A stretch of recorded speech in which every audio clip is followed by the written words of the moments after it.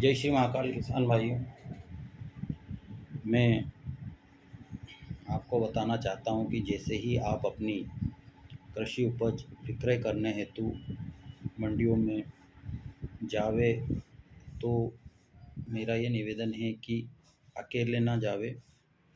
एक बंदा ट्राली में बैठा रहे और एक ट्रैक्टर चलाता रहे, तो उससे ये फ़ायदा होगा कि रास्ते में अगर आप अंधेरे में, कितनी घटनाएं मैंने देखी है कि ट्राली पर चढ़कर चोरी करने वाले जो लोग रहते हैं वो या तो कट्टा कट्टी उतार लेते हैं या ट्राली में से ही वो अपनी कृषि उपज भरकर उतर जाते हैं और हम उनको चिल्लाते रहते हैं।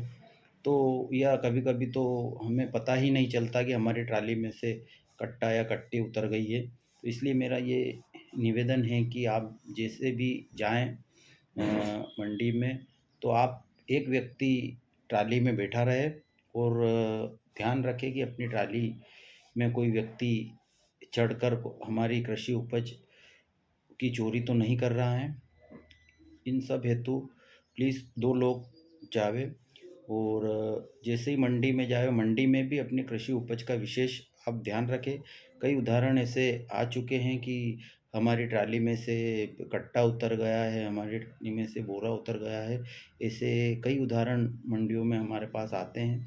तो मेरा आप सभी से ये निवेदन है कि रास्ते में भी आप ध्यान रखें कि कोई हमारी ट्राली पर चढ़कर कोई कट्टा कट्टी तो नहीं उतार रहा है।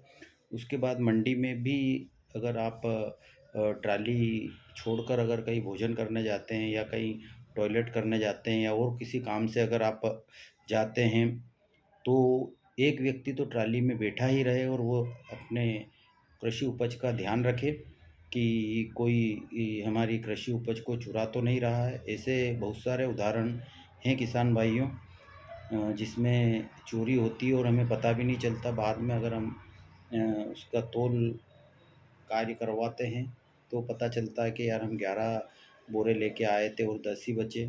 तो मेरा आप सभी से यही निवेदन है कि आप अपनी कृषि उपज का मंडी में भी ध्यान रखें और रास्ते में भी ध्यान रखें। अधिक रात हो तो कृषि उपज लेकर ना आवे, आप सुबह सुबह फिर निकलें, जिससे कि और कहीं भी आप अपने ट्राली में बैठकर कृषि उपज का ध्यान रखें, सोए नहीं उसमें। नहीं तो आप पता चले ठंड लग रही है और कंबल ओढ़ के सो गए ना, पता चले कि 2-3 बोरी हमारी 2-3 कट्टी गायब हो गई। तो इन सभी घटनाओं से बचे, यही मेरा आपसे निवेदन है। धन्यवाद। जय श्री महाकाल।